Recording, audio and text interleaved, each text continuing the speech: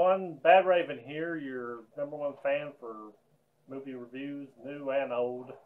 I'm doing a box set review of a DVD box set that I've had for quite a while. I have not upgraded this to Blu-ray yet, and I am kind of looking to do that eventually.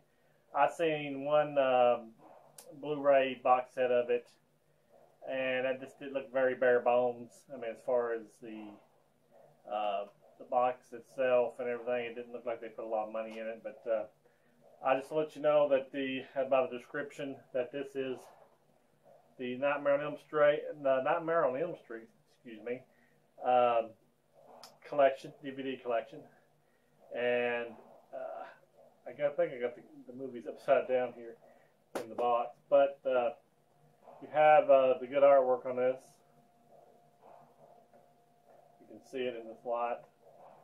It's got all the movies titles listed here.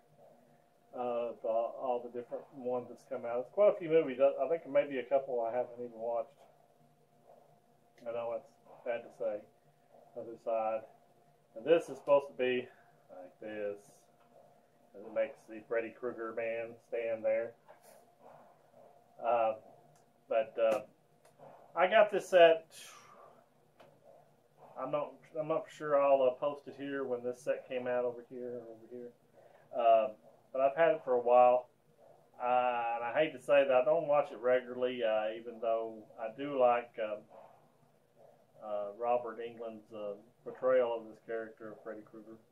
But the first one is, an 80s movie, and I got about like all the horror films of the 80s. But after that, they kind of, like the part two, we'll just go one by one here. Anyway, I'll take these out of the box set. And, of course, you got to have your 3D glasses. Click and see what those look like. Yeah. Say Nightmare on Elm Street on them. The old red and blue. Some psychedelic stuff here. For the 3D part in the one of the last ones. Alright, they seem to be backwards, so we'll start. Got a booklet in here, it seems. The Nightmare is Alive. And it's got several pages of neat pictures and stuff about each movie. I don't know if you can see that from here. Like I said, it's got some neat stuff of him for each of the movie. That's a cool scene right there. See it? Him coming up out of the wall. Got the Nightmare series encyclopedia. See what the disc looks like on this one.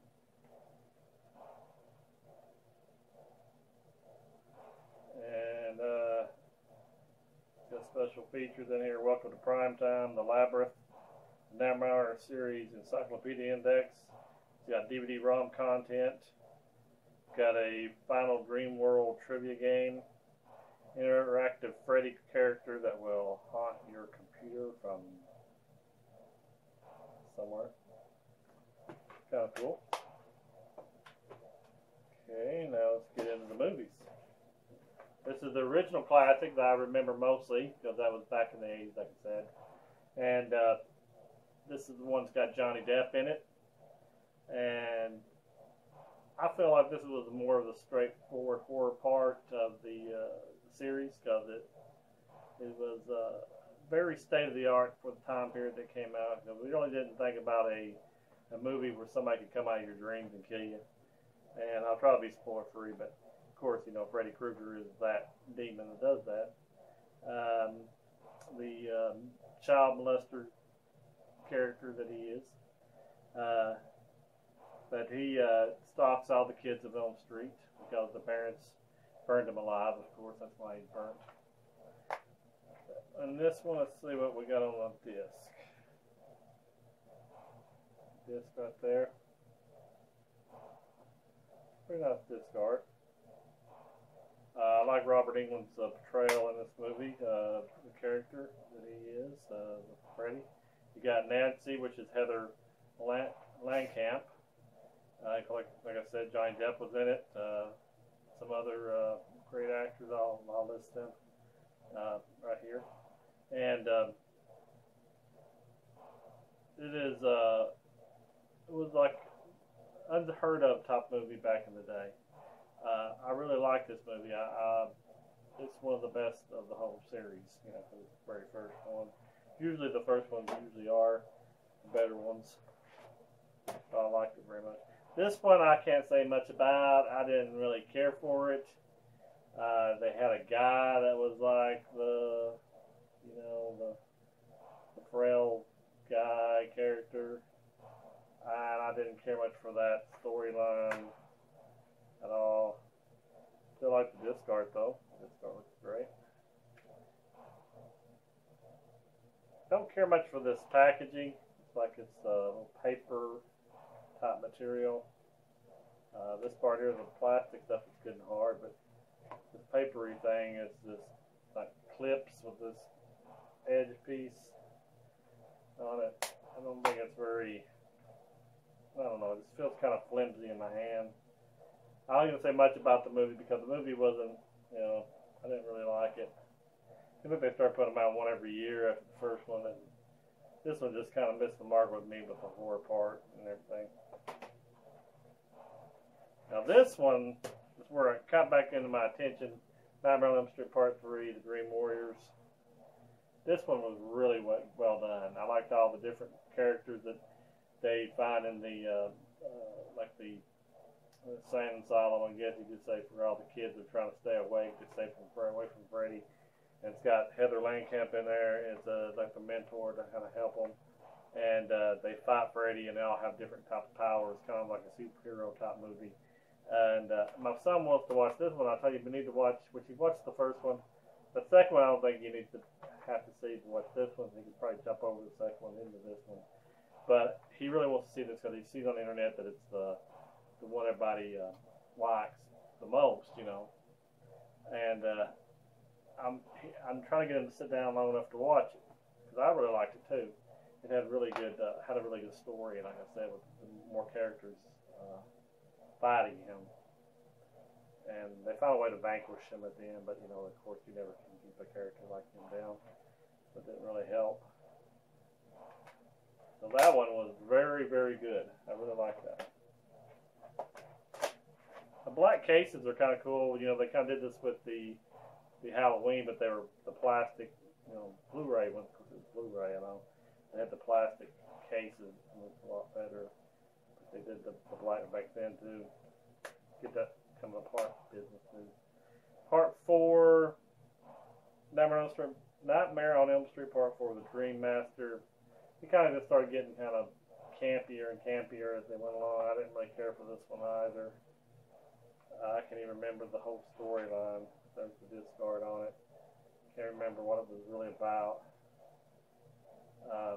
This is not going to be like in-depth review of each one of these. It's just kind of like my thoughts of each one of them and whether I can even recall them. But I didn't care much for that one. Then you had Nightmare on Elm Street Part 5, The Dream Child. And I remember that when this was out at the movie theater, it seems like I had just started working at the Corporate Center before the time, and I remember the manager at the time said that he was hoping they wouldn't make any more because it was really getting like even dumber and not as fun to watch, and attendance was way down with this one. So it was like they were like running out of storylines. There's the disc art for it. Right. But I can't even recall much about it. I'd have to totally go back and rewatch this one to even have a clue. I forget why he had a child in it or whatever was going on there. Well, this one was kind of neat because it had the 3D. I remember working at the Scorpion Cinema. The Freddy's Dead, the final Nightmare, had a ending scene that was in 3D. That's why you need 3D glasses to watch it. And you put them on at a certain time. It was kind of cool to sell those at the ticket booth and give them out because people didn't know why the heck we would give them 3D glasses if they didn't understand that the movie had the last scene was in 3D. They was like trying to put them on at the beginning and like different parts, and you was like tell them no, you want to put it on when they tell you to in the movie. And there's a little cue that they give them. But I kind of like this one. It wasn't good as part 3 or even part 1. But it's like my third favorite, I guess. There's the artwork for it. So it was a a good attempt, and it's supposed to like Force Freddy's Dead. Try to make it a final thing, and it must have made $1 more than what it took to make. So they came out with several years later, though. They came out with Wes Craven's New Nightmare, and I have to admit, I've not watched this one. Some people say it's really good, so I have to give it a shot. But after the Freddy's Dead, I figured it was wrapped it all up. But this is supposed to be coming out in the real world. He's supposed to be, he's supposed to have somehow get released into the real world.